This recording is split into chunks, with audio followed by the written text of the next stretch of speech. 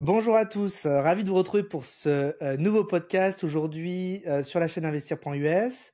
Alors aujourd'hui, on va aborder avec Mathieu le nouveau départ aux États-Unis. On va vous donner un espèce de mode d'emploi. On va essayer de couvrir tous les petits aspects au moment de la préparation de son départ aux États-Unis, au moment de son arrivée aux États-Unis, puis vous donner aussi quelques tips, comme on dit, sur ce à quoi vous pouvez vous attendre sur la vie aux États-Unis. À tout de suite.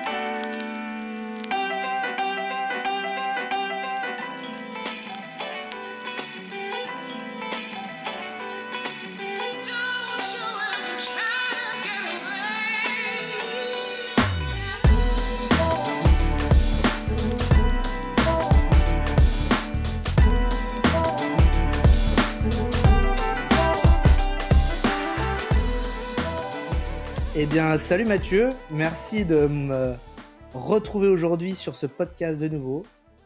Bonjour Julien, avec plaisir encore une fois. Non, On change pas une équipe qui gagne. c'est ça, troisième podcast. L'idée là, c'était de continuer sur notre lancement, on va dire, autour notamment du visa E2, mais plus globalement sur l'implantation aux États-Unis, et d'essayer de couvrir aujourd'hui les différents aspects, parfois très logistiques, des points de détail presque, mais qui sont tellement importants quand on se prépare à changer de pays, et notamment dans ce grand changement à venir vivre aux États-Unis. Ouais, effectivement, il y a tout un tas de changements lorsqu'on vient s'installer aux États-Unis pour reprendre un business ou monter un business. C'est vrai que souvent les entrepreneurs sont focus sur leur projet. Bon, non, on va pas dire qu'ils en oublient presque le reste, mais il y a tellement de choses à côté qui gravitent autour du fait de venir s'installer là-bas, que ça méritait aujourd'hui probablement, dans la continuité, comme tu disais, du visa E2 que l'on a abordé la dernière fois. Ça méritait probablement d'aborder tous ces petits points de détails qui finalement n'en sont pas. C'est pas que des détails. Les détails sont très importants dans beaucoup de projets, et là, ça en fait partie. Puis on a beaucoup de questions autour de ça. Mm. C'est des choses auxquelles les gens se questionnent beaucoup. Comment on fait ci, comment on obtient tel document, tel numéro, voilà. Donc le but, c'est d'essayer de couvrir tout ça pour vous donner les premières clés.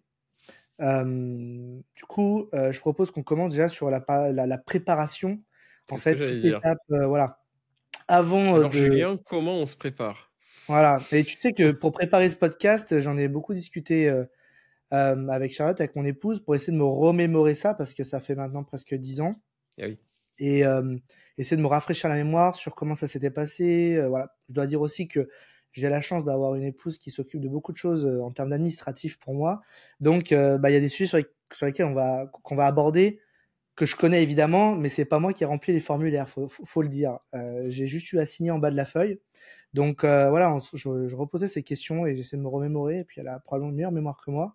Euh, donc voilà, déjà la première chose, c'est évidemment, on va partir du principe que vous avez eu votre visa, que l'immigration, le cas immigration est géré.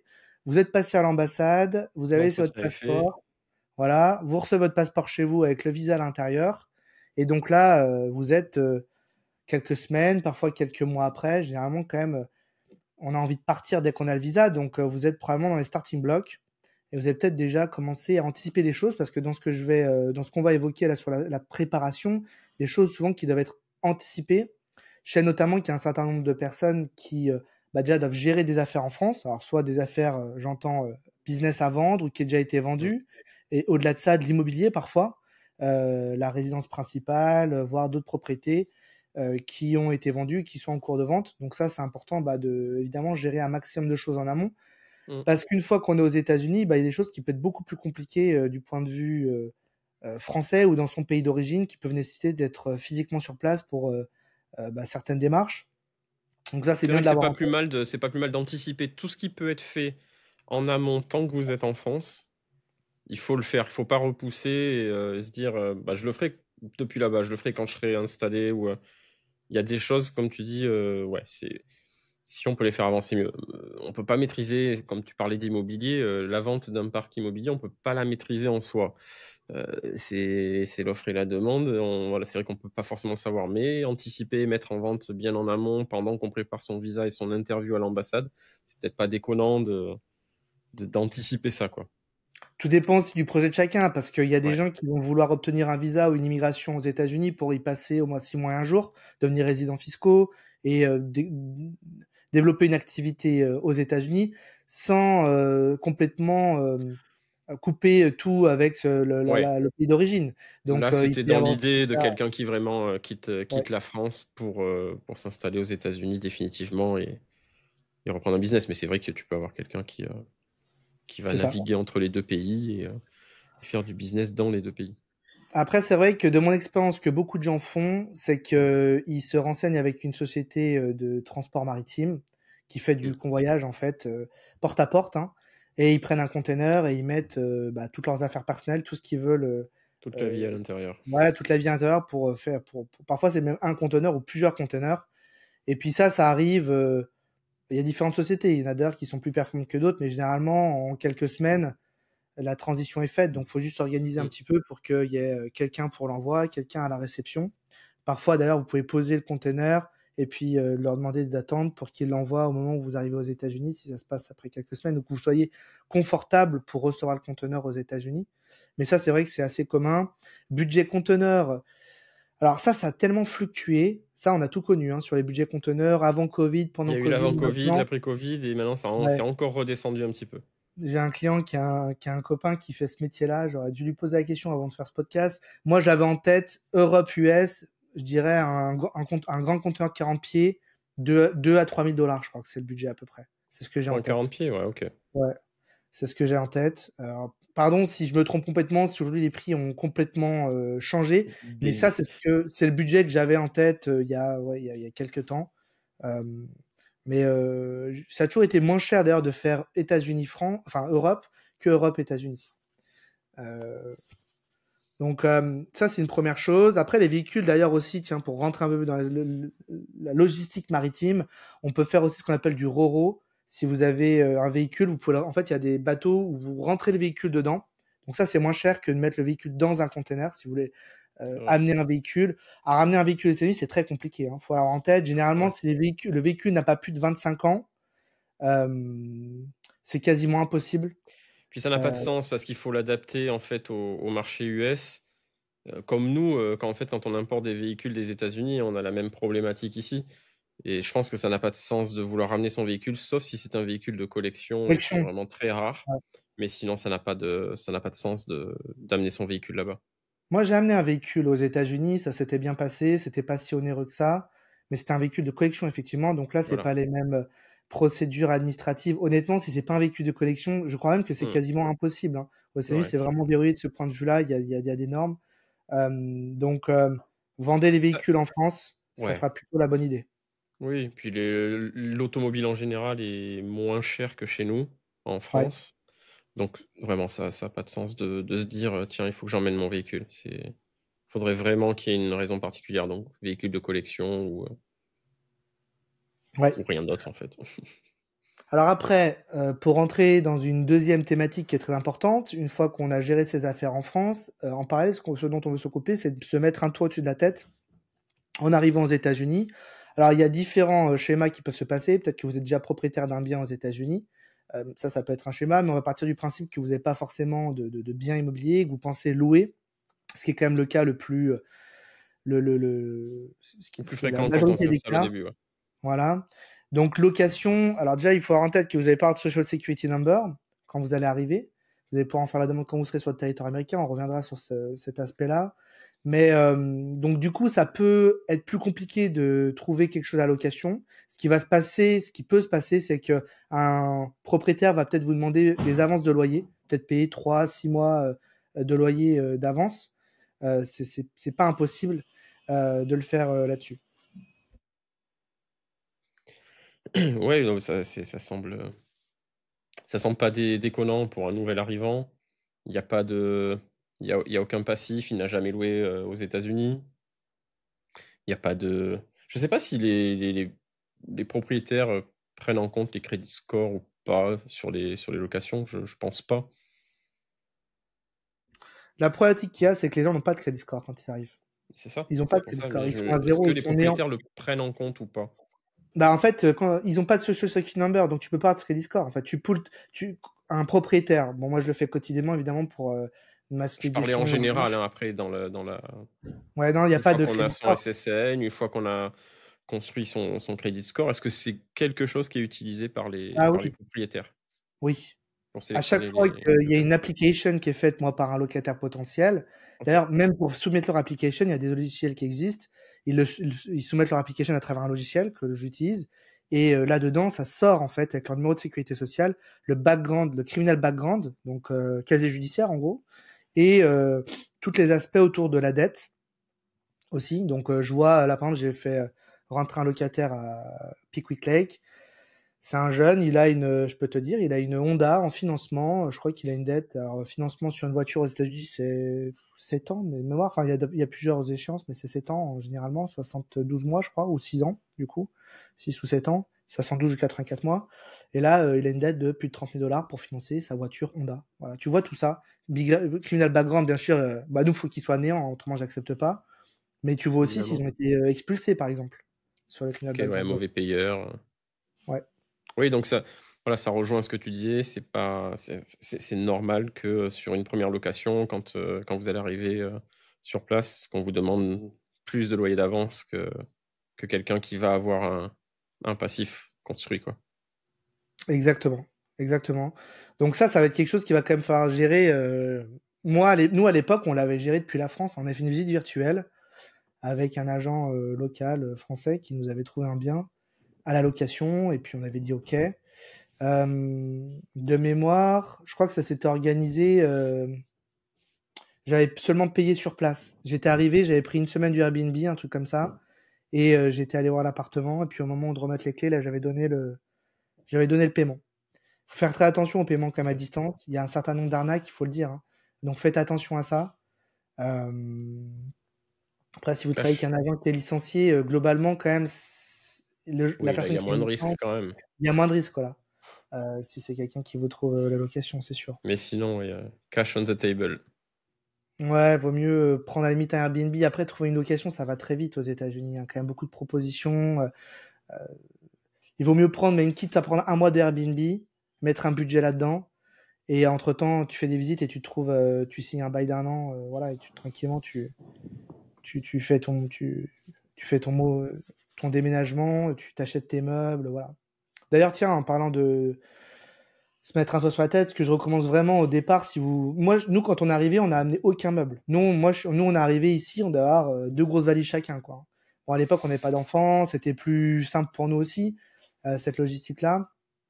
Puis après, je crois qu'au cours de l'année, dû revoyager 2, 3 fois en France. Et donc là, on a ramené quelque chose. C'était principalement des vêtements, en fait. Ouais, mais Euh, sauf exception, je sais pas s'il y a beaucoup de gens qui ram faut vraiment être très attaché au matériel, je pense, pour, vouloir ramener, je sais pas, ton meuble télé, ton canapé, je sais Moi, pas, ma c'est recommandation, après, c'est un choix personnel. Moi, je suis pas attaché au matériel du tout. ouais, Et ma recommandation, c'est de s'en détacher au maximum parce que ça va vous faire économiser beaucoup d'argent, en fait. Gérez ouais, tout ça en France, faites un vide-grenier en France ou trouvez des gens c'est pour ça. acheter, même si vous avez des choses qui ont de la valeur, parce que le coût de transport, pour avoir des dégradations sur le matériel, enfin, à part voilà, si c'est vraiment des choses sentimentales ou des choses qui ont une valeur particulière à vos Oui, yeux, je bien sûr. comprends. Mais le mieux, c'est de gérer tout ce qu'il y a à gérer en France. Aux États-Unis, repartir avec des choses simples. Alors après, pareil, si vous avez des goûts un peu particuliers, bon, il y a tout un tas de magasins de meubles qui existent aux États-Unis. Mais la solution la plus simple au départ, si vous êtes pas attaché à des choses, faites Amazon, hein. Amazon, ils vous vendent tout. Du jour au lendemain, vous êtes en Prime, vous avez tout qui est livré. Je veux dire, d'un point de vue pragmatique, vous arrivez en Airbnb, vous prenez ça un mois, vous trouvez votre location aux États-Unis et vos meubles, vous les gérez en parallèle. Vous pouvez signer le bail 15 jours avant que votre Airbnb se termine. Vous dormez dans votre Airbnb, vous montez les meubles si vous avez besoin, vous faites monter les meubles en attendant. Et puis après, votre location, elle est set-up. Vous avez tous vos meubles qui ont été installés. Amazon, encore une fois, vous pouvez décorer, meubler vraiment avec un budget très raisonnable, avec toujours des choses qui sont quand même de qualité. Voilà. Ça, c'est le côté pragmatique. Après, évidemment, et je sais de quoi je parle. Il y a tout un tas de marques qui existent aux États-Unis, West Ham, Pottery Barn, il y a même Roche et Bobois qui existent aux États-Unis, bien sûr. Donc tout ça, c'est des marques de meubles beaucoup plus chères. Mais peut-être qu'au départ, il faut, on va dire, il faut être pragmatique. Voilà ce que je dirais, de mon point de vue. Je pense aussi, mais voilà, c'est vrai que des fois, ça se comprend aussi. On peut avoir des choses qui ont une valeur sentimentale ou quelque chose qui a une histoire. Ça, ok, ça s'entend, on le ramène. Mais sinon, ouais, tout ce qui va être mobilier classique, je serai dans la même optique. Je dirais, je m'embête pas avec ça. Je rachète une fois sur place. Voilà. Si ça n'a pas de valeur, autant racheter sur place. Je suis d'accord avec ça. Une fois qu'on a trouvé sa location, une fois qu'on a ses meubles, Ouais. il faut assurer la maison. Ouais, l'assurance, c'est une partie importante. Et s'assurer Alors, soi-même. assurer la maison, si on est en location, dans beaucoup de cas, on va pas vous demander une assurance locataire. C'est pas commun aux États-Unis. Vous pouvez le Ouais. faire bien sûr pour ce qui vous appartient. Je crois que moi, j'ai dû faire 2 ans de location les 2 premières années aux États-Unis et on n'a jamais pris de l'assurance locataire. Ça nous a jamais été demandé non plus. Donc l'assurance, après, c'est plutôt l'assurance santé auquel je Ouais, pense. voilà. Et ensuite, l'assurance santé. Ouais. Ça, c'est quand même plus important. Tout dépend de votre statut, mais vu que bah voilà, aujourd'hui, si vous nous écoutez, c'est probablement que vous êtes intéressé par le visa E2 investisseur, donc vous êtes indépendant. Donc après, il y a plusieurs biais. Peut-être que aussi votre époux, votre épouse va trouver un job, puisqu'elle aura un working permit ou il aura un working permit via le visa E2. Et donc là, il est probable que l'entreprise Propose des fournisse solutions. l'assurance santé, propose et même souvent fournisse ou paye en partie ou toute l'assurance santé. Dans ce cas-là, ça peut couvrir tous les besoins de la famille, vous inclus. Mais dans d'autres cas, eh ben, souvent, c'est pas les 2 époux travaillent dans le business, ou alors, voilà, il y a pas d'autre solution qui existe que de prendre son assurance santé. Donc ça, c'est Ouais, le cas le anticipé plus aussi en courant, amont. c'est ça, ouais. Voilà. Donc il y a tout un tas d'assurances qui existent avec d'ailleurs des sociétés françaises ou francophones qui sont établies en France ou aux États-Unis directement, qui proposent de l'assurance. Donc voilà, là, il faut se renseigner. Il y a des courtiers, il y a des Alors, assurances je sais qui. qu'il existe en Europe des compagnies qui font de l'assurance privée, mais alors vraiment qui couvrent tous les territoires dans le monde. Hein. Tu prends on va dire, c'est des options, c'est des tiroirs. Hein. Tu choisis les pays sur lesquels tu veux être couvert, pardon. Mais les prix sont dingues et c'est plus intéressant de faire ça sur place avec une société basée aux US que de faire appel à ces sociétés-là. Il y a une grosse différence de mon expérience entre les sociétés étrangères qui assurent aux États-Unis, notamment les sociétés françaises, européennes, Hmm. qui assurent aux États-Unis et des sociétés américaines, des compagnies d'assurance américaines. C'est qu'il faut avancer l'argent en fait avec les entreprises étrangères. L'assurance américaine, tu ramènes ta carte d'assurance, ta carte de mutuelle, quoi, chez le médecin, enfin le praticien, tu lui donnes et puis t'as rien à avancer. Ils se mettent en relation avec l'assurance, toi tu fais ta consultation et puis eux ils se font payer par ce biais-là. L'assurance française, même si elle peut couvrir aussi bien, et parfois il y a des assurances qui sont même très compétitives en termes de prix, il faut avancer. Donc ça peut être un problème aussi. Si demain tu as un vrai pépin financier, vu le coût Hmm. de La la santé. médecine, de la santé aux États-Unis, on parle parfois de plusieurs milliers de dollars, voire dizaines de milliers de dollars. Ah Donc, oui, même un accident bête, hein, une fracture, quelque chose, entre le transport, si jamais il y a transport vers les urgences, plus sur place tous les examens, radio, IRM, une nuit sur place, un plâtre, et s'il y a une chirurgie, vous sortez avec un ticket à 20 000, hein, sans mmh. problème, quoi. Après, il y a des assurances Et- aussi qui existent qui permettent d'être couverts quand on est en France, si vous prévoyez de voyager de vivre entre les 2 pays. Mm. Donc ça, il y a ça qui existe. Ça peut être aussi une assurance complémentaire qui peut être prise en parallèle d'une assurance américaine. Ouais, ce que Tout ça prennent les doit être voyageurs généralement d'ailleurs, même en tant que touriste, quand tu vas aux États-Unis, on te recommande fortement de prendre une complémentaire ouais. auprès de ton assureur en France qui va te couvrir sur la période où où tu vas être là-bas. Parce que Ouais, alors toujours après, les pareil, assurances voyage, c'est encore différent. C'est que souvent, c'est des assurances rapatriement. C'est-à-dire qu'ils vont faire prodiguer les soins oui, ça c'est vitaux et autre de chose. base aux États-Unis.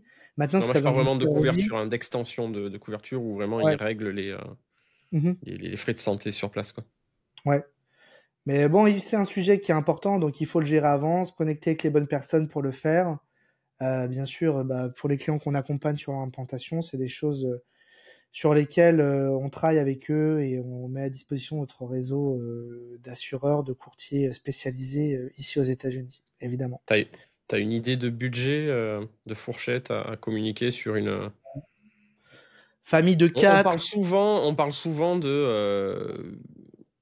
C'est vrai qu'on raisonne souvent à titre individuel, mais souvent, les tarifs qui reviennent sont de te dire, ah bon, la santé, en gros, compte $500 par mois minimum, et en dessous, tu n'auras rien de correct, quoi, En fait, il par y a plusieurs personne. choses. Ça dépend le nombre de personnes, ça dépend l'âge des gens, mais moi, je vais prendre le cas le plus, le cas qui va correspondre probablement aux gens qui nous écoutent. C'est-à-dire que nous, la plupart de la clientèle qui vient nous voir pour de l'implantation de Visa E2, c'est des gens qui ont 30, entre 35 et 55 ans, des enfants généralement en bas âge, on va dire, qui sont mineurs, en fait, moins de 18 ans. Donc, il y a 2 enfants à charge, on va dire 2 adultes, 2 enfants. Moi, je dis que c'est $1000 par mois à peu près. C'est ça le coût de l'assurance, environ.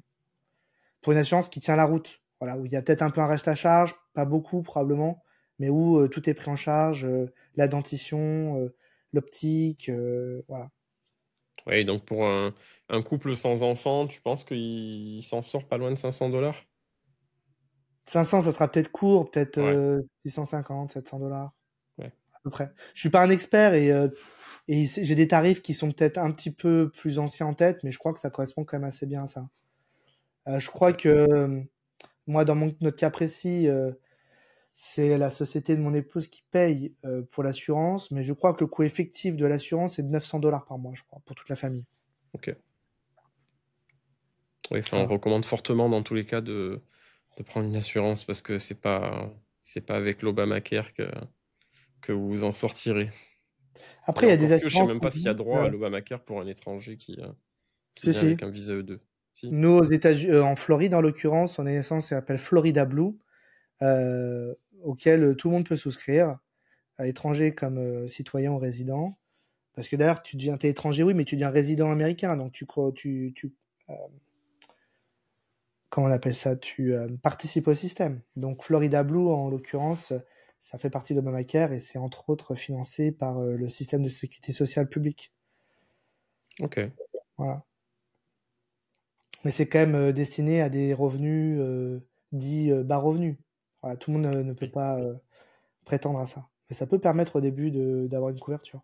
Je connais des gens en visa E2 qui ont Florida Blue. Je connais. Petite couverture, quoi. Faut pas non plus vous attendre Ouais, petite couverture. C'est ça. Ok. Donc, du coup, on a la maison, on est assuré. Et maintenant, il faut ouvrir un compte. Faut un compte bancaire, c'est ça. Donc la difficulté avec le compte bancaire personnel, c'est que la plupart des banques aujourd'hui demandent un numéro de sécurité sociale et une adresse Physique. physique. Je pense aux très grandes banques américaines, hein, pour les citer, Bank of America, Chase, Wells Fargo, voilà, ce genre de banques-là, nationales, où bah, beaucoup d'étrangers s'établissent parce que ça permet d'avoir accès à son compte un peu de partout dans le pays si on veut retirer du cash, d'avoir une branche à côté de chez soi, et puis c'est des systèmes les systèmes en ligne sont très bien faits, ça se rapproche beaucoup de ce qu'on a en Europe. Donc après, il y a deux options qui se passent. On attend d'avoir son Social Security Number et on le fait dès qu'on l'a. Le Social Security Number, dès qu'on arrive, on peut en faire la demande aux États-Unis. Ça met quelques semaines. Je dirais que c'est moins de 2 mois quand même pour l'obtenir, mais il faut avoir ce sésame-là, avoir son numéro de sécurité sociale pour notamment ouvrir le compte bancaire perso.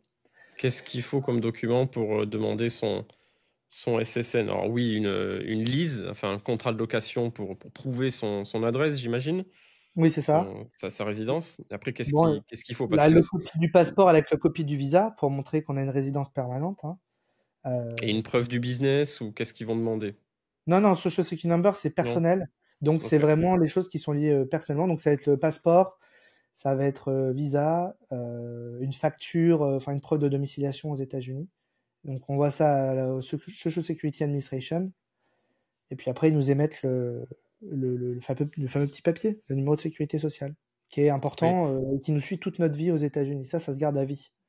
Donc, Pour même faire si le depuis que... parallèle, quand vous entreprenez aux États-Unis mais que vous n'y vivez pas, bah, c'est le fameux ITIN. Et lorsque vous y vivez, c'est le SSN, le Social Security Number. Voilà. c'est ça. Donc après, il y a une autre solution pour le compte bancaire, pour revenir à ce sujet-là, c'est que il y a Oui. des banques malgré tout qui permettent d'ouvrir un compte bancaire, en tout cas si on a le bon réseau, sans avoir son Social Security Number. C'est des plus petites banques, souvent plus locales. Nous, on a des solutions d'ouverture de compte avec ces banques-là, et d'ailleurs, on peut même le faire à distance. Donc nous, on arrive à ouvrir les comptes bancaires à nos clients avant qu'ils viennent aux États-Unis. Au moins, ils peuvent déjà transférer des fonds, ils ont déjà une carte bancaire pour commencer à vivre. En fait, ça permet de gérer sa gestion quotidienne. Puis dès qu'ils ont le Social Security Number, le SSN, après quelques semaines de leur implantation, bah là, Ok. S'ils veulent ils ont choisir une capacité à autre banque. ouvrir où ils veulent le compte bancaire. Et Ouais. puis après, ils sont libres de fermer celui qu'on leur avait ouvert initialement. Ça peut être Ouais, un compte transitoire.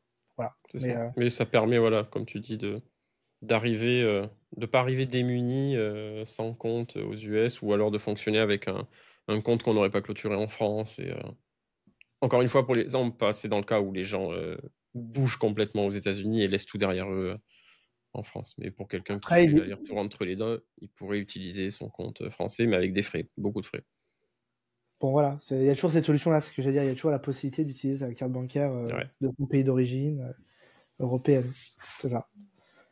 Je voudrais revenir aussi sur une autre thématique qui est importante parce que je pense qu'il y a beaucoup de gens qui nous écoutent qui ont des enfants. On a de l'évoquer pour le cas de l'assurance. Donc ça, c'est aussi quelque chose d'important, évidemment, de gérer les écoles en fonction de l'âge des enfants. Évidemment, ça peut, et ça conditionne parfois aussi le choix de son implantation, le choix de l'allocation du bien ou l'acquisition d'un bien aux États-Unis. Donc ça, évidemment, il faut se renseigner en amont. Parfois même, ça, au moment parce que avant son implantation, c'est généralement commun de faire un voyage pour ne serait-ce que préparer son implantation plus tard et venir en même temps en vacances. Moi, nous, c'est ce qu'on a fait pendant 1 an et demi. On a voyagé 3 fois avant aux États-Unis avant de vraiment s'implanter et de gérer toute cette partie d'implantation logistique. Et donc, ça peut être le bon moment aussi pour visiter des écoles, prévoir des rendez-vous, visiter des écoles, puis voir où on va inscrire nos enfants. Et puis derrière, ça pourra conditionner comme ça, eh bien, la location, le fait que vous avez loué un bien juste à côté de l'école. Les biens Oui, publics, évidemment, ils ont le d'ailleurs, c'est secteur. souvent ouais, pardon, juste pour rebondir sur l'école, c'est souvent un critère qui va faire choisir qui va orienter votre choix du quartier vers lequel vous allez vouloir louer. C'est-à-dire qu'il faudrait pas, je pense, hein, pour des gens qui ont des enfants, chercher une location, de manière aléatoire pour ensuite se dire: «Alors voyons, qu'est-ce qu'il y a comme école autour et quelle est la qualité de cette école-là?» Après, il y Parce a deux choses que qu'on dit. En se fait, valent pas toutes, quoi. la location est importante aussi parce qu'il y a des enjeux de secteur. Si on met les enfants dans l'école publique C'est ça. et qu'on veut faire un choix pour une école publique précisément, il y a un enjeu de secteur. Si dès le départ, on sait qu'on va mettre son enfant dans l'école privée, là, ça n'a pas d'importance. En fait, il faut juste que l'enfant soit accepté dans l'école privée. Mais, Ouais. euh, mais oui, voilà, il faut composer parce que aussi le business, si c'est un business, un commerce par exemple, qui nécessite d'aller tous les jours au commerce, il faut trouver le bon équilibre entre, voilà, logistiquement, aller à l'école poser les enfants pour aller au boulot et puis être pas trop loin de l'endroit où on habite. Voilà. Sachant que l'école privée n'est pas, une obligation. Il y a de très bonnes écoles publiques, aux US. C'est Ah, pas complètement, après hein. voilà, Ouais, ouais. c'est vrai qu'ils sont forcément ils sont jetés dans le bain pour le coup, parce que comme ça sera pas une école internationale, tous les cours seront automatiquement, en anglais. Mais, alors qu'à l'école internationale, peut-être qu'ils peuvent avoir une période de transition peut-être avec, Il y a des écoles publiques qui ont des programmes français ouais. additionnels où on peut mettre les enfants en plus pour faire une transition ou avec du soutien. Ça existe en Floride, j'en connais plusieurs. Et ailleurs aux États-Unis. Après, oui, il y a des gens qui veulent que voilà, pour que les enfants soient dans une transition un peu plus light, smooth, essaient de regarder aussi les écoles françaises aux États-Unis. Et Mmh. donc, voilà, ces écoles-là, il y a des enfants aussi qui ont déjà préparé, par exemple, le lycée, donc ils veulent avoir le baccalauréat français. Donc, il y a tous ces enjeux-là aussi. Une fois que tout ceci, est fait, est-ce qu'il y a d'autres démarches administratives auxquelles tu penses? Ou est-ce qu'ensuite on passe, on rentre, finalement on entre dans le grand bain et ça y est, c'est parti, il faut exploiter son business et puis commencer à s'intégrer, socialement? Bah, déjà, la première chose, c'est que Je pense que pour commencer une vie sociale et s'établir correctement, il faut avoir conscience qu'aux États-Unis, à part si vous allez dans les très grandes villes américaines, et je pense que ça va se cantonner beaucoup à la Nouvelle-Angleterre, c'est-à-dire New York, Boston, même la Californie, il y a un bon réseau de transport en commun, mais il va vous falloir une voiture, je pense, aux États-Unis. Il faut avoir conscience de ça. C'est très compliqué de se déplacer uniquement à pied. Après, tout ce qui est néo-transport, trottinette électrique, vélo électrique, ça peut vous aider. Il y a quand même, si vous vivez dans les centres-villes, je pense que ça peut être une bonne alternative. Mais c'est vrai que dans beaucoup de cas, je pense que la voiture, c'est vraiment quelque chose qui va falloir que faut faire un budget et faut acheter une voiture, surtout si vous avez une famille, il n'y aura pas le choix, à mon avis. Donc, ça, c'est la Et première chose. les distances se sont rapidement décuplées par rapport, à chez nous aussi, j'ai l'impression quand même. Ah oui, oui, oui. Tu fais rapidement beaucoup plus de trajets qu'ici, quoi. En fait, ça fait des quartiers, donc après, tu peux prendre ta voiture pour aller dans un quartier, là, peut-être que tu peux marcher, mais tu auras toujours besoin de la voiture pour faire quelque chose, en fait. C'est très compliqué sans véhicule, hein. C'est vraiment très Mmh. compliqué, c'est pas adapté. Alors après, tu peux toujours louer la voiture, tu peux, voilà, encore une fois, tu peux t'acheter un vélo électrique, et puis quand tu as besoin de la voiture, tu la loues. Mais il faut vraiment habiter dans des centres-villes très urbanisés, des grandes villes, et même dans ces villes-là, moi, voilà, j'ai vécu à Miami pendant plusieurs années. J'ai encore beaucoup de copains qui vivent à Miami. Je pense que tout le monde a une voiture, hein, honnêtement, hein, parce que c'est pas adapté. Même ceux qui habitent vraiment dans le centre de Miami, Brickell, voilà.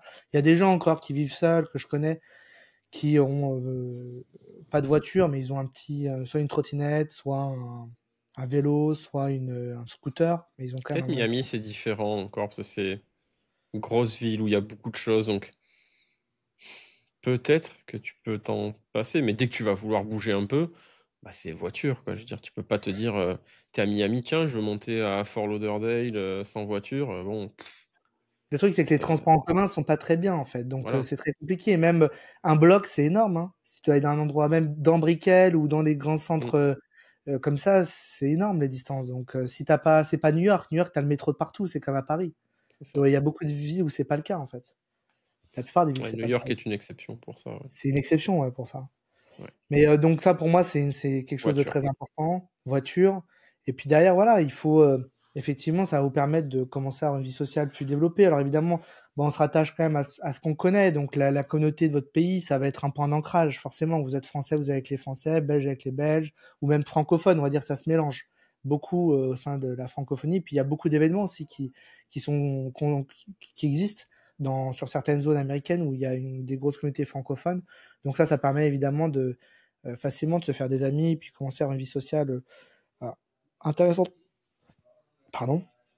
Une C'est vie, le Coca-Cola. ouais, c'est ça. Une vie sociale, voilà, qui se développe correctement.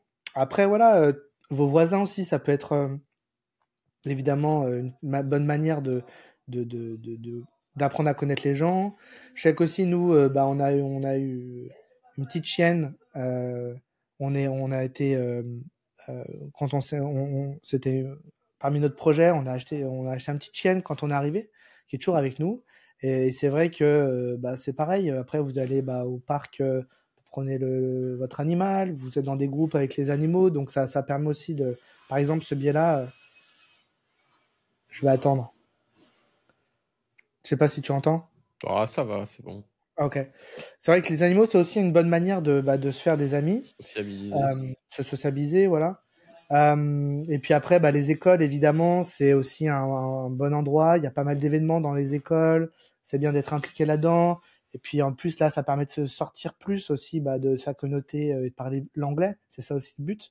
Donc Oui, ça, c'est bien ça peut être le aussi. piège de se retrouver un peu, uniquement entre Français, quoi.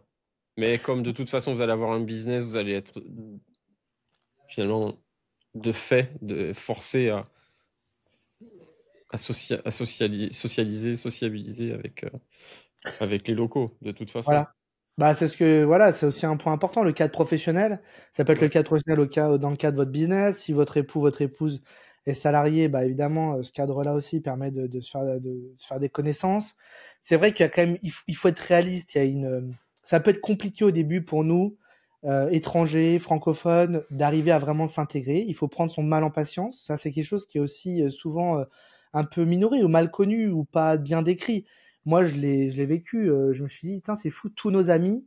Et encore aujourd'hui, on a beaucoup d'amis qui sont de la communauté française, francophone. Mais c'est vrai qu'avec le temps, on a de plus en plus d'amis américains. On a aussi beaucoup d'amis qui sont d'autres étrangers. Et c'est là qu'on se Ouais, rend d'autres compte pays aussi. d'Europe, allemand. Voilà, c'est là qu'on se rend compte, et ça on s'en rend pas compte quand on est en France, c'est incroyable, c'est que bon, on va en Espagne, en Italie, on se dit bon, mais c'est quand même des pays étrangers, mais en fait, on est tous cousins, hein, parce que quand on arrive aux États-Unis, on a tous les mêmes références. On a beaucoup d'amis, on a des amis italiens, espagnols, on a de très bons amis espagnols nous ici.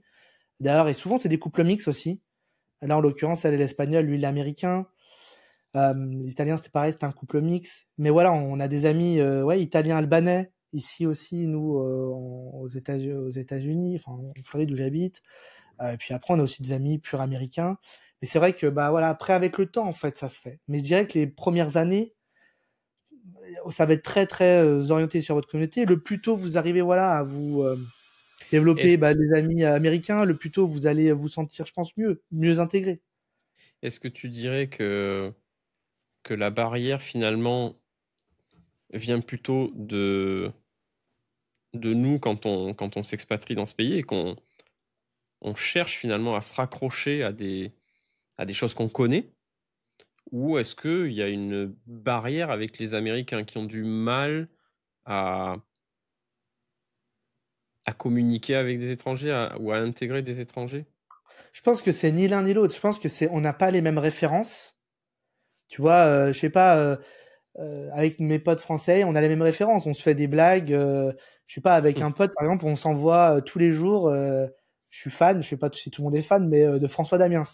C'est notre rituel, tu vois. On s'envoie une blague, une caméra cachée avec un short tous les jours, tu vois, pour se mettre de bonne humeur. Bah, tu peux pas faire ça avec un Américain. Il a pas cette référence-là. Déjà, il parle pas la Forcément. langue, et puis voilà. Et pareil, bah moi j'ai des copains américains, mais maintenant c'est presque des sujets marrants parce qu'en fait on est capable de le comprendre. Et pour nous en fait, quand t'arrives, t'as des choses que tu comprends pas, tu vois, dans il y a des choses que tu peux pas comprendre parce que t'as pas les références. Donc certaines blagues, certaines postures, enfin comment l'expliquer, situations, tu passes Mmh. complètement à côté en fait. Et maintenant en fait, on comprend le truc, même si on n'a pas la référence, on le comprend, donc on a la posture, donc c'est pour ça que ça marche beaucoup mieux. Et du coup maintenant ça devient même un joke entre nous. Quand il y a un Américain, tu vois, et que je connais pas ce qu'il veut me dire, j'ai pas la référence. Bah tu sais, il montre, tu vois, maintenant que les portables, il montre le truc et moi je peux lui faire un parallèle avec un truc français ou juste je lui fais une blague, tu vois, par rapport à ça. Mais moi quand j'étais gamin, j'étais en fait, je me rends compte maintenant que je vais aux États-Unis, en fait, j'étais très fan des séries américaines, tu vois. Et des séries américaines même qu'on fait un flop en France. Et j'ai un pote américain ici, on se fait souvent, tu vois, on se parle beaucoup de ça, tu vois. Et à chaque fois, je suis pas les séries américaines que je regardais à l'époque quand j'étais gamin, par exemple Walker Texas Ranger, tu vois, le truc bien, bien bourrin Ah, américain, on est dans le typique. kitsch total, quoi. On est dans le kitsch total, mais tu vois, bah, c'est marrant. Il me dit, Tain, mais c'est incroyable que vous regardiez ça en France. Donc voilà, il faut aussi s'adapter à la situation et parler de choses Lorenzo qu'on en Lama, le connaît. rebelle. Ouais, voilà, mais il faut se parler de références. Il y avait aussi une série, celle-ci, elle n'a pas été très très connue en France. Je crois que ça s'appelait Caraïbes Offshore en France. C'était avec un mec qui faisait du kayak qui s'appelle Hulk Hogan, qui est Oui, un catcheur. Et d'ailleurs, il a un exact, bar, il a un restaurant juste à côté de chez moi, là, à côté de saint exact, il a un exact. restaurant à Clearwater. Enfin, le mec, c'était un monstre de muscles, tout, enfin, l'Amérique hyper kitsch dans toute sa splendeur. Et donc, je lui ai montré ça. Il Franchement, c'est connaissait vrai. même pas cette série. Il est un tout petit peu plus jeune que moi. Il a 2 ans de moins que moi. Donc, nous, ça passait fin 90, ça, sur la télé en France, en tout traduit. Et ça se paraissait d'ailleurs en Floride, cette série. Bon, bref. J'arrête les digressions sur les séries parce que quand on me lance, après, je peux en parler longtemps. Mais du coup, bah, avec le temps, après, ça se fait, en fait. Ces références arrivent et puis on se rend compte qu'on a des choses en commun, bien sûr, avec les Américains. C'est bien aussi de confronter les points de vue, tu vois. Il y a plein de sujets. Les Américains il n'y a pas vraiment de sujet tabou avec les Américains. Il n'y a pas de mauvais jugement de leur part. Euh, Je pense que c'est fluide, enfin, c'est beaucoup plus fluide que chez nous. ouais. Il y De a mon moins expérience, de barrières. les Américains sont moins dans le jugement sur les Européens que les Européens sont dans le jugement des Américains. Ils sont plus tolérants, tu vois. Et Et je pourtant, je parle de pense ça qu'on aussi dans des couples mixtes, tu vois. Par exemple, les belles familles, je parlais de nos amis espagnols, par exemple, ou parfois les belles familles viennent. Là, il y a un couple mixte.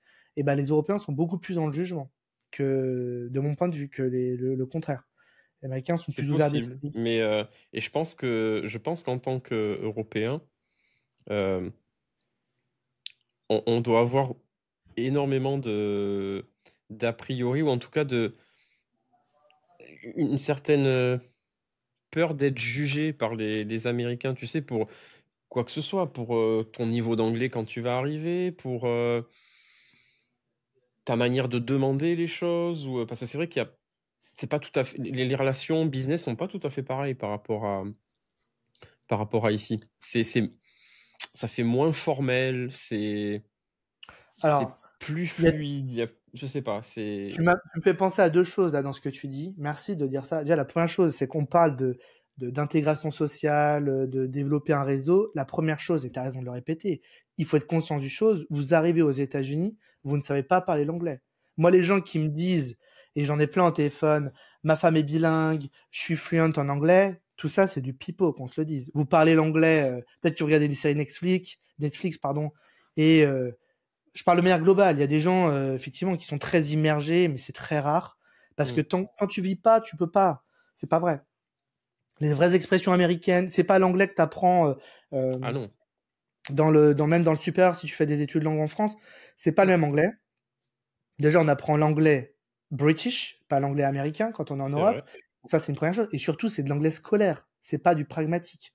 Donc, Hmm. t'arrives ici, t'es perdu.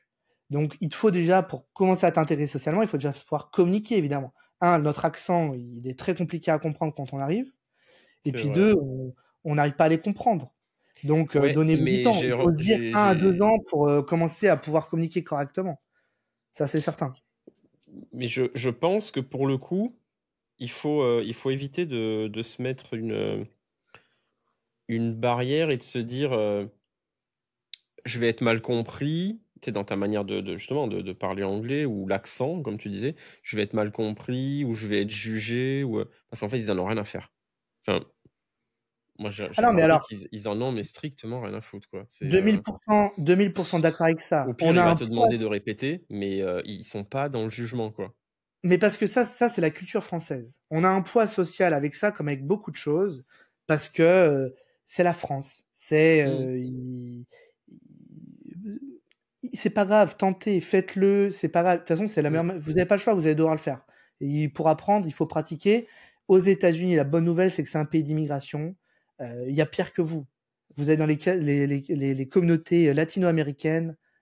Aujourd'hui, j'ai des gens qui travaillent pour moi, qui ont les papiers. À la maison, je fais faire des travaux aujourd'hui.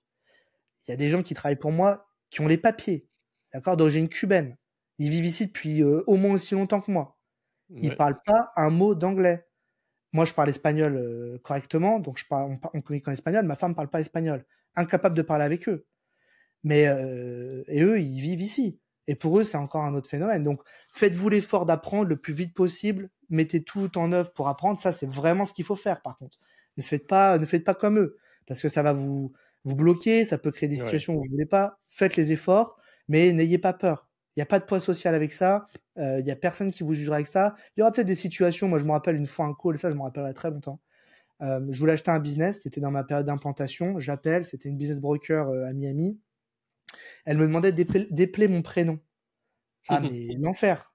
Reynard, so Ouais. R-A-Y-N-A-R-D. Évidemment, maintenant, je sais le faire. Mais alors, ce coach, je me rappellerai, j'étais incapable d'épeler mon prénom. Et là, la dame, elle m'a dit, si vous n'êtes pas capable d'épeler votre prénom, vous ne méritez pas d'acheter le business. Ah, elle était cash, hein. Elle m'a accroché au Ouais. nez. Boum.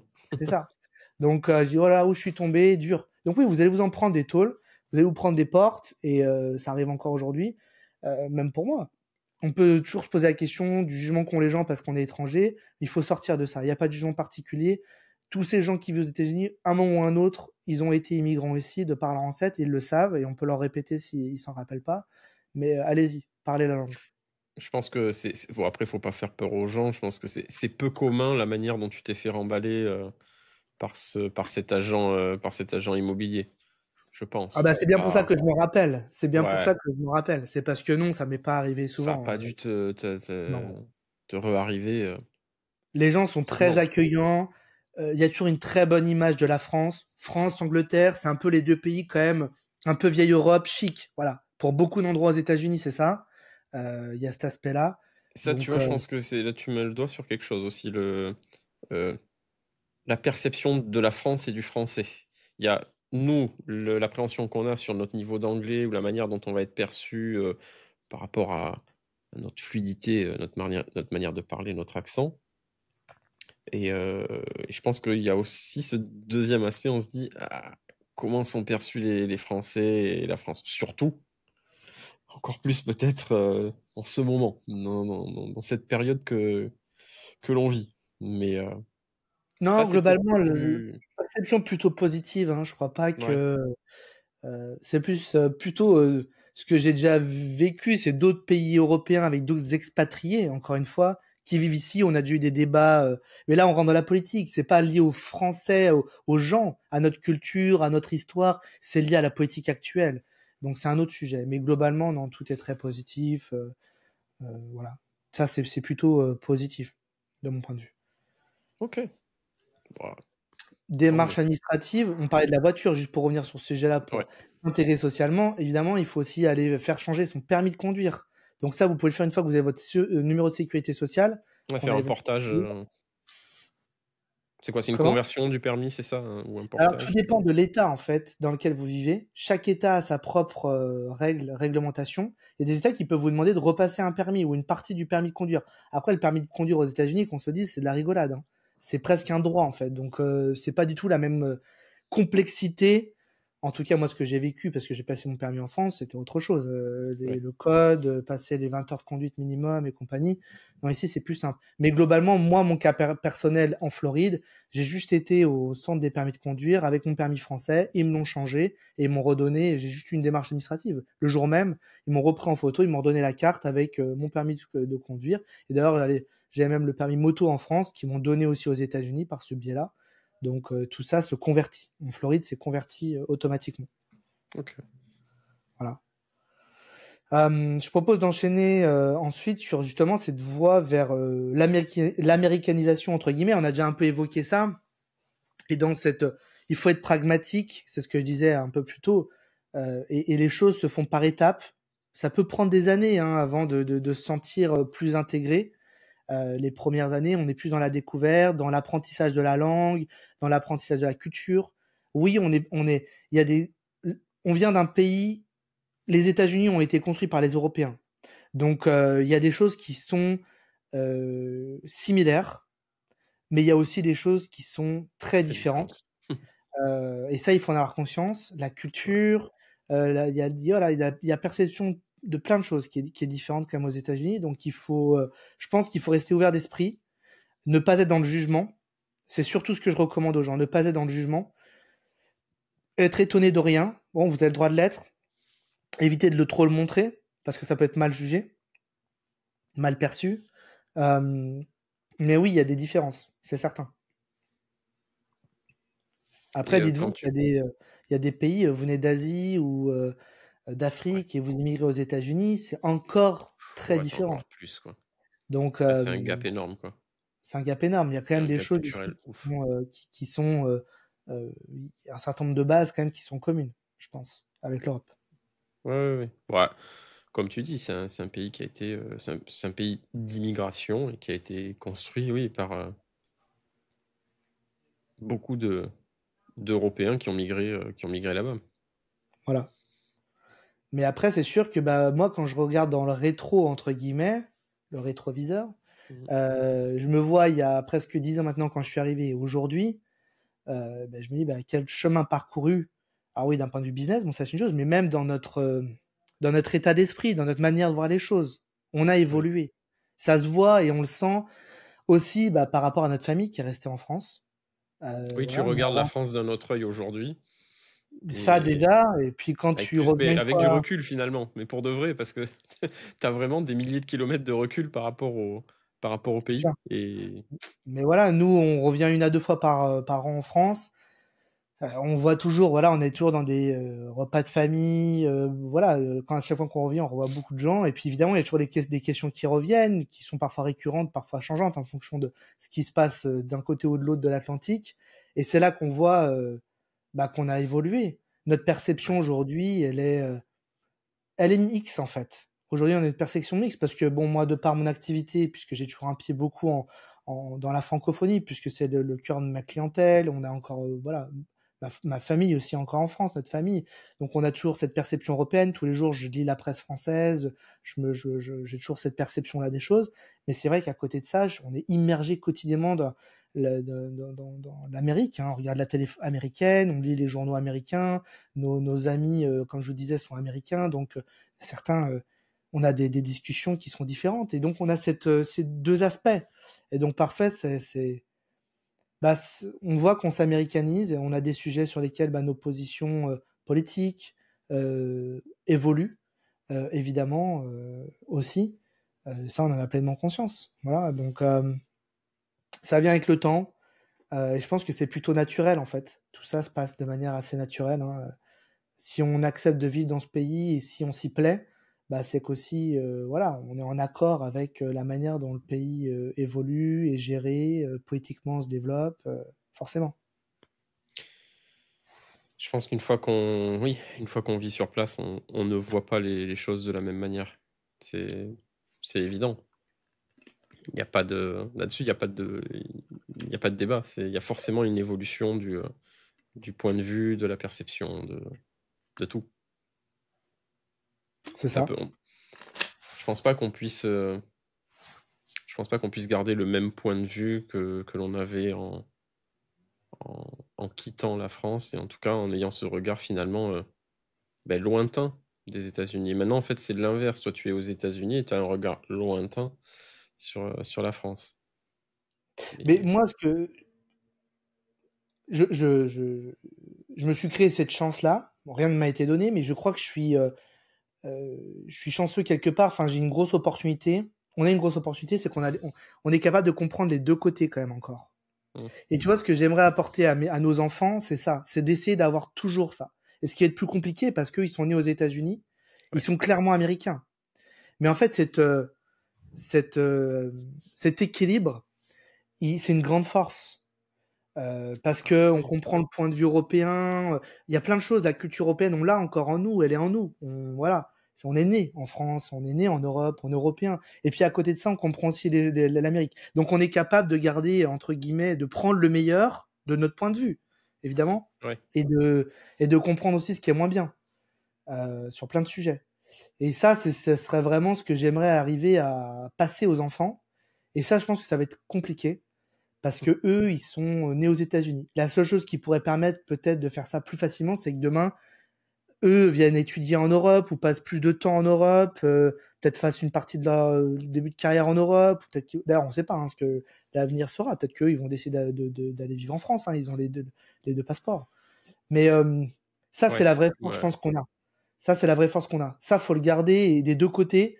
Et c'est une force pour le business, c'est une force pour s'épanouir, je pense aussi, parce qu'on est moins triste d'entendre des choses qui pourraient nous blesser si on était que côté français, mais quand on connaît le côté américain, on comprend un peu mieux la situation et donc on ouais. comprend un peu mieux le point de vue, tu vois. Il y a des choses qui nous infectent moins, tu vois aussi. Et de l'autre côté, pareil, tu vois. Après, je pense qu'eux, ils auront, finalement cette opportunité de pouvoir naviguer entre les 2 pays, entre les 2 continents et effectivement, soit ils seront attirés, ils auront envie d'en savoir plus quand ils seront en âge de, heu, soit ils seront définitivement acquis, à la cause américaine, en tout cas, tels de véritables patriotes, Naturellement, la facilité est d'aller vers ce que tu connais. Comme nous, évidemment. c'est pas naturel de partir de France et de se dire on va aux Pas du tout. États-Unis. C'est pas du tout naturel, c'est Non. compliqué. La preuve, c'est bien pour ça qu'on fait tout ce qu'on fait. Ouais. C'est pas du tout évident. Mais il faut faire cet effort extra. Donc bon, après le rôle aussi des parents, c'est de dire t'as vu nous ce qu'on a fait. On va pas se mettre une médaille, mais écoute, peut-être que pour toi c'est plus fait, c'est un effort qui est moins grand, mais fais l'effort dans l'autre sens. Va étudier un an en France, voilà, l'idée, l'été, va passer du temps, va voir tes grands-parents, va voir la famille, et ça fait partie aussi de cette éducation-là. Va comprendre comment fonctionne Ouais, le monde là-bas, les gens, et ça c'est une grosse richesse, c'est sûr. évidemment. Ils auront les 2 cultures. La Parce que culture tu vois française qui les va leur être donnée par, les parents et la culture américaine dans laquelle ils vivent, dans laquelle ils baignent. Donc Parce que Forcément. l'humain, tu vois, la personne qui a jamais vraiment voyagé, qui est pas sortie de France, comme l'Américain qui est jamais vraiment sorti d'Amérique. Finalement, ces gens-là, ils se ressemblent beaucoup, en fait. Ouais. Tu vois, ils ont une perception. Alors, ils ont des points de vue qui sont très différents, parfois même qui peuvent être assez similaires, mais quand Il même peut y avoir très. il peut y avoir un fond similaire, une mécanique similaire, Voilà. mais un point de vue totalement divergent. Mais du coup, leur compréhension des choses et du monde, elle est partielle en fait. Et euh, et ça, voilà, évidemment, c'est dommage. Et ça Partiel et donne pas les mêmes partial. chances de réussite. Les deux à la fois, partiel et partial. Partielle et Parce que partielle. Ouais. eh J'ai ouais. hésité sur le mot, tu vois. Mais Eh oui, non, mais c'est en fait, c'est vrai, les 2, c'est les 2. Ils ont une compréhension partielle parce que ils ont pas tous les tenants et les aboutissants. Ils connaissent pas, ils ont pas tous les éléments pour décoder, décrypter, comprendre. Et ils en ont peut-être même pas envie. Et partial parce que, ce sont de véritables Américains et ils réfléchissent comme tels et ils prennent les infos qu'on leur donne et sans essayer de ils voyagent comme tu dis, ils sortent pas du pays donc pour eux, ils doivent avoir majoritairement de gros clichés en tête, ouais. Bon, tout après, tout comme dans l'autre dépend sens. il faut prendre du recul et pas faire trop de généralité. T'as aussi des gens, moi je pense à des salariés, par exemple, que j'ai eu aux États-Unis, euh, qui n'avaient pas forcément quitté le pays, mais qui étaient beaucoup dans l'écoute, qui étaient dans la curiosité. Évidemment, t'as un patron qui vient de France. En plus, je suis plus jeune que la plupart de mes salariés. Ça amène tout un tas de questions, tu vois. Mais, euh, mais c'est vrai que quand même, on arrive à connecter avec des gens qui ont eu qui ont une forme d'ouverture d'esprit de par le voyage, souvent, aux États-Unis. Je te donne un exemple. Mon operation manager à Pickwick, qui s'occupe de tout, enfin, celui de mes constructions, Larry, c'est quelqu'un qui a quasiment le double de mon âge, pas tout à fait, mais il a presque 60 ans. Euh, il a été lieutenant-colonel dans l'armée. OK. Pendant 40 ans, il a travaillé 30 ans à Washington. Donc un vétéran, quoi. Mais lui, il a été un vétéran, mais lui, il a voyagé, il a baroudé hein, pour l'armée. Il a été Bah oui. pendant plusieurs années en Allemagne, bien sûr, il était dans beaucoup de théâtres de situations, d'opérations au Moyen-Orient. Mais du coup, aujourd'hui, c'est un homme qui a beaucoup d'humilité, très calme. J'adore travailler avec lui. Voilà, pas un mot plus haut que l'autre. Il n'y a pas besoin en fait. Les gars le suivent et ça marche très bien. Mais au-delà de ça, bah, mine de rien, on parle là d'un territoire Mississippi. Enfin, vraiment, on est dans l'Amérique la plus profonde entre guillemets, sans être péjoratif, mais vraiment le cœur de l'Amérique, quoi. Et Mmh. et cet homme est là. Et il a cette ouverture d'esprit pour travailler avec un jeune Français. Alors évidemment, il y a des motifs financiers, économiques derrière, mais on a quand même une culture qui est pas tout à fait la même. Et ça marche très bien parce que je pense que voilà, c'est quelqu'un qui a une ouverture d'esprit et qui a voyagé. Et donc qui connaît l'Europe, qui connaît l'air dans le monde, qui est capable de comprendre ça. Et mine de rien, il y a beaucoup de gens quand même comme ça aux États-Unis. Tout le monde non, mais il y a un certain nombre de gens. J'en ai rencontré un certain nombre, et c'est vrai que c'est des gens avec qui ça a bien connecté. C'est compréhensible. Voilà. Et donc dans la voie vers l'américanisation, forcément, il y a des étapes. Il y a des étapes, on y va crescendo et après, ça peut être plus ou moins rapide en fonction des gens, du caractère de chacun aussi. Il y a des gens qui sont plus extravertis, d'autres moins. Des gens qui vont être dans une forme qui sont vraiment pro-Amérique à fond. J'en connais hein, des gens qui sont vraiment des Français. Ils ont la casquette USA, ils ont, tu vois, tous les jours, ils ont acheté les gros pick-up, les drapeaux de partout. Et c'est même marrant. Je respecte tout à fait ça. Il y a des gens qui sont voilà plus dans la nuance. Il y a de tout. Chacun vit aussi son expatriation différemment, son Et américanisation c'est ça différemment. et un rythme qui lui est, propre. Il est propre, c'est ça? Ça? Il y a pas de ouais, il y a pas vraiment de bonne, de bonne ou de mauvaise manière d'avancer. C'est chacun son rythme, selon déjà peut-être son ouais, comme tu disais, son degré d'américanisation avant même d'arriver. Tu Bah en as c'est qui ça, sont c'est ce qui déjà s'est très passé versés avant. dans la culture, Son histoire, son éducation, chacun mmh. a une Parce que perception certains différente des vont choses. arriver là-bas juste par une opportunité, ils vont se retrouver aux États-Unis. Donc là, ben, ils partent presque de zéro parce qu'ils avaient peut-être jamais envisagé, mais finalement, c'est une opportunité qui les a amenés là.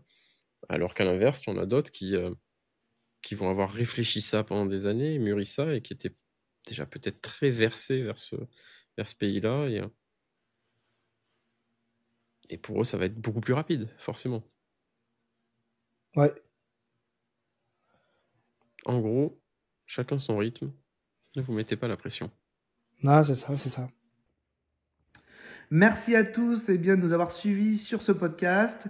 On est particulièrement bavard aujourd'hui, donc ce qu'on vous propose, c'est de revenir dans quelques jours avec la suite de la discussion, la suite du podcast. Encore une fois, beaucoup d'éléments qu'on a abordés, d'autres éléments qui vont venir. On va aborder dans la suite du podcast les différentes régions américaines où on peut s'implanter. On va également évoquer les différences culturelles entre le nord, le sud, l'est, l'ouest, les différents États américains.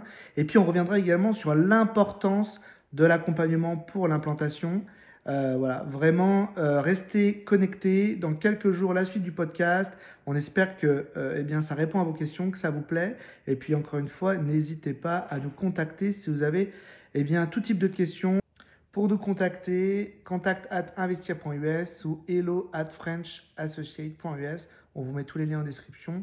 Voilà, restez connectés. Bye bye.